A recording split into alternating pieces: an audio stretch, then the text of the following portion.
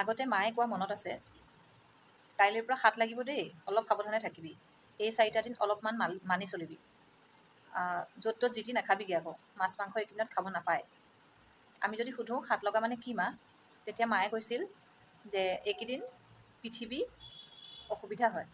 আমাক তেনেকৈ বুজাইছিল, এইকেইদিন পৃথিৱী, বসুন্ধৰা, ধৰিত্ৰী চোৱা হয় আৰু পৃথিৱী এইকেইদিন ৰেষ্টত থাকে। আৰু যদি পৃথিৱীক কোনোবাই এইকেইদিনত আঘাত কৰে তেতিয়াহ'লে তেওঁ কষ্ট পায়। সেয়ে হেনো হাল কোৰ নাবাইছিলে। কাৰণ পৃথিৱী মানে আমি কি বুজিছিলোঁ, আমি খোজ দি থকা, থিয় হৈ থকা এই মাটিখিনিয়ে পৃথিৱী বুলি আমি বুজিছিলোঁ সৰুৰ পৰা। গতিকে আমি খুব ভয় কৰিছিলোঁ আৰু মানি চলিছিলোঁ বহুত বস্তু। মায়ে তেতিয়া কৈছিল যে এইকেইদিনত যদি আমি কেনেবাকৈ অসুবিধা হওঁ, মানে মেনষ্ট্ৰুৱেশ্যন আহে, পিৰিয়ড হয়, তেতিয়া বোলে বহুখিনি নিয়ম মানি চলিব লাগে। আৰু আমাক সেইখিনি মায়ে লগত থকালৈকে কৰাইছিলোঁ। যেনে আগতীয়াকৈ পানী যোগাৰ কৰি ৰাখিছিল, যদি কাৰোবাৰ অসুবিধা হোৱা ডেট আহি আছিল, পানী ওপৰত যোগাৰ কৰি ৰাখিছিল, খোৱা বস্তু যিখিনি পাৰি যোগাৰ কৰি ৰাখিছিল, ওপৰত ৰাখিব লাগিছিল। আৰু খালী ভৰিৰে মাটিত খোজ দিব নিদিছিলে। আৰু পৰাপক্ষত পোক পৰুৱা এইবিলাক মাৰিবলৈ নিদিছিল। কিছুমান নিয়ম আছিল, এইবিলাক মানিবলৈ শিকাইছিল আৰু নিজেও মানি চলিছিল। মা থকালৈকে সেই বান্ধখিনিত কিন্তু আছিলোঁ অলপ হ'লেও। এতিয়া যিহেতু আজি বহুত বছৰ ধৰি মাবিহীন হয়, গতিকে শাৰীৰিকভাৱে মাবিহীন, সেয়ে বহুত বস্তুৰ অভাৱো হয়। বহুত নিয়ম নীতি, কথা বাৰ্তা, পৰামৰ্শ এইবিলাকৰ বহুত অভাৱ হয়, বহুত অনুভৱ কৰোঁ। গতিকে মায়ে পৃথিৱী অসুবিধা হয় বুলি শিকাইছিল আমাক, আৰু পৃথিৱীয়ে কষ্ট পাব।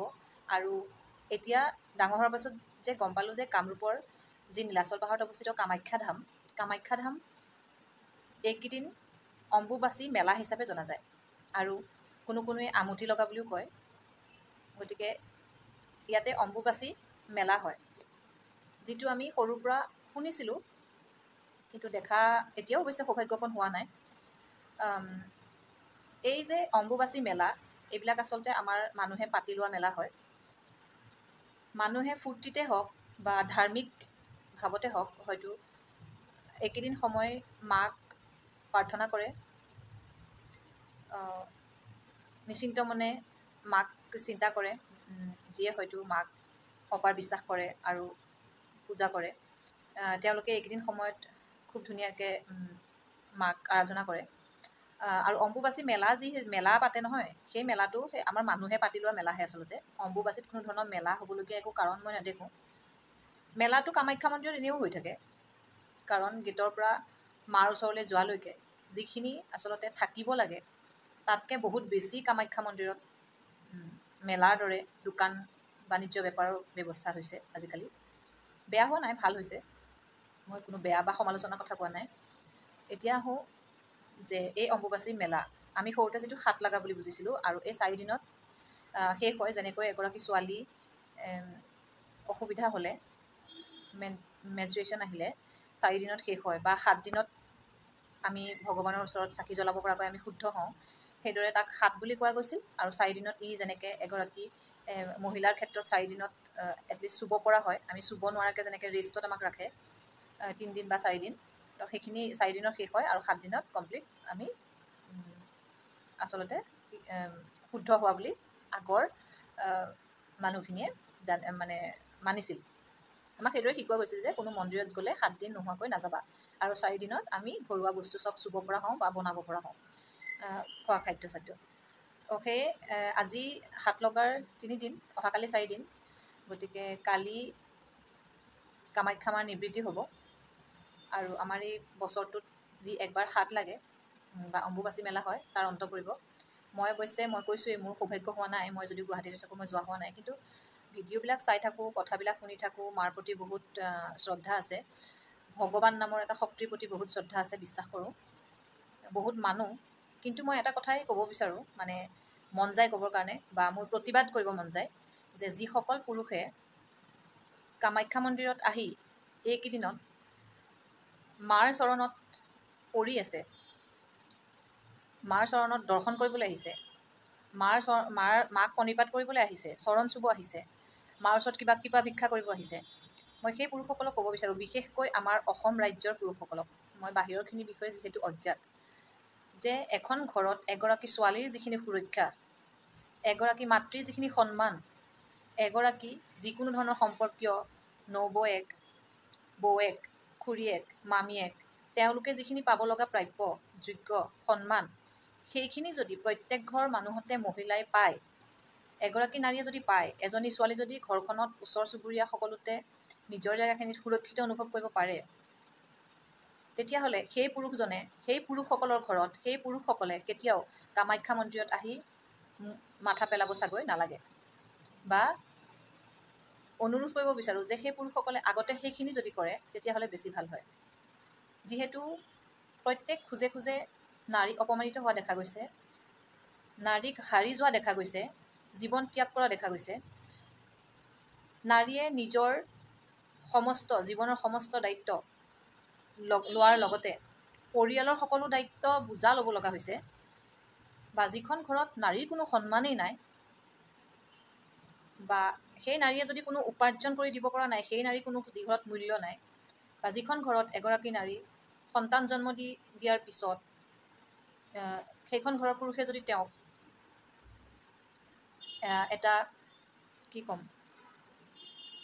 তেওঁৰ যদি কাম সিমানতে শেষ বুলি ভাবিছে, তেওঁ বিচৰা ধৰণৰ তেওঁক যদি কোনো ধৰণৰ ছাপৰ্ট দিয়া নাই, সেই মহিলাগৰাকীয়ে যদি ঘৰতে অকলে কান্দিব লগা হৈছে, তেতিয়াহ'লে সেইখন ঘৰত বাৰু এনেদৰে কামাখ্যা মাক হওক বা যিকোনো দেৱী পূজা হওক কৰি কিবা লাভ আছে নেকি? মই আছে বুলি নাভাবোঁ। আৰু মোৰ কথাখিনি হৈছে মনলৈ অহা কথা, আৰু মই যিখিনি কথা আহে সেইখিনি মই ক'বলৈ আজিকালি এইটো মাধ্যম হিচাপে বাছি লৈছোঁ, বিচাৰি পাইছোঁ, ক'ব বিচাৰোঁ। আপোনালোক যোনে কথাখিনি শুনিবলৈ ইচ্ছা কৰে ভিডিঅ'টো চাব, আৰু যদি কথাখিনি যুক্তিকৰ বুলি ভাবে এটা লাইক আৰু কমেণ্ট কৰিব। আৰু বহুতো মানুহে মোৰ চেনেলটো চায়, কিন্তু লাইক কমেণ্ট আৰু ছাবস্ক্ৰাইব কৰা নাই এতিয়াও। গতিকে মোক অকণমান এই কথাবিলাক মুকলিকৈ পাতিবলৈ সাহস দিয়াৰ বাবে আপোনালোকে ছাবস্ক্ৰাইব কৰিব বুলি আশা কৰিলোঁ চেনেলটো। কিন্তু মই বহুত প্ৰতিবাদী মনৰ হয়, মই সময় নাপাওঁ কিছুমান প্ৰতিবাদী কথা ক'বৰ কাৰণে, মই সুবিধা নাপাওঁ, আৰু সেইটো এটা মোৰ বাহানা বুলিয়ে ক'ম। এইটো বাহানা যাতে মোৰ আৰু নাথাকে। আচলতে প্ৰত্যেক নাৰী প্ৰতিবাদী কণ্ঠৰ হ'ব লাগে, আৰু হ'লে নিজৰ জয় হয়। এনেকুৱা নহয় যে মহিলাগৰাকী নিজে জয় হ'লে লগত থকা চাৰিওকাষে থকা পুৰুষসকল তলত যাব, তেওঁলোক অপমানিত হ'ব, বা তেওঁলোক মহিলাগৰাকীৰ তলত থাকিব লাগিব, এনেকুৱা ধৰণৰ নহয়। মহিলাগৰাকীয়ে যেতিয়া সুৰক্ষিত অনুভৱ কৰে, সুখী অনুভৱ কৰে, তেতিয়াহ'লে আৰু সেই ঘৰ পৰিৱেশত সেই মানুহ ঘৰত বা সেই পৰিৱেশটোত বেলেগ একো হ'ব নালাগে, বহুত সুখী হ'ব ঘৰখনো। বহুত আচলতে কি, এগৰাকী নাৰীক ঘৰখনত লক্ষীৰ মৰ্যাদা দিব লাগে। অৱশ্যে এজনী ছোৱালী প্ৰতিপালন কৰি ডাঙৰ কৰোঁতেও মাক বাপেকে কিন্তু সেইখিনি চোৱা অতি জৰুৰী বুলি মই ভাবোঁ। সংস্কাৰ মাক বাপেকৰ ওপৰত থাকে, সংস্কাৰ দিয়াটো। গতিকে এজনী ছোৱালী ভাল হ'বৰ কাৰণে সেই সংস্কাৰখিনি মাক বাপেকে দিব লাগে।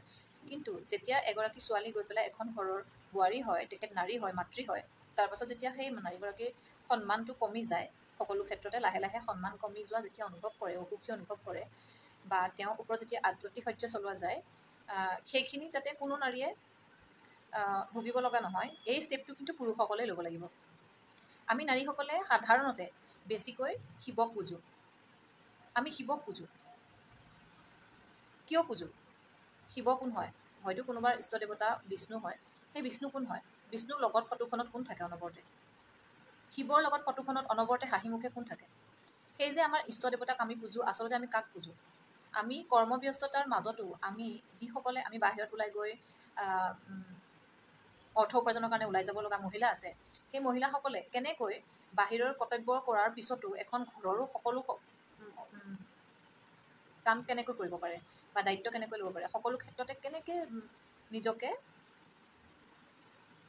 বিলীন কৰিব পাৰে, সকলোতে কেনেকৈ দিহা পৰামৰ্শ দিবলৈ যাব পাৰে, সেই ব্ৰেইনটো সকলোতে কেনেকৈ এগৰাকী মহিলাই লগাব পাৰে। যে এজন পুৰুষে যে এটা বিষয়তে আমনি লাগে, তেওঁলোকৰ নোৱাৰে, এই বস্তুটো কিয় নোৱাৰে? নালাগে, তেওঁলোকে যিমান পাৰে সেইখিনিয়ে কৰক, কিন্তু ঘৰত থকা মহিলাগৰাকীক অলপ সন্মান দিয়ক। তেওঁ যাতে অসুৰক্ষিত অনুভৱ নকৰে, তেওঁ যাতে সুখী থাকে, সেইখিনিৰ কাৰণে অলপ চেষ্টা কৰক। আৰু মা কামাখ্যাৰ ওচৰত ৰাইজক দেখুৱাই বা কিবা লাগে তাৰ কাৰণে আহি মাথা পেলাই থাকি কিবা লাভ হ'ব বুলি মই নাভাবোঁ। প্ৰথমতে ঘৰৰ পৰাই আৰম্ভ কৰকচোন। মা কোন হয়? মা কোন হয়? মোৰ কাৰণে মা এটাই শব্দ, মোৰ কাৰণে মাৰ অৱয়ৱ এটাই হয়। মাৰ অৱয়ৱ এটাই হয়, সেই অৱয়ৱটোতে সকলোৱে সোমাই আছে, তাতে মই সকলোকে অনুভৱ কৰিব পাৰোঁ।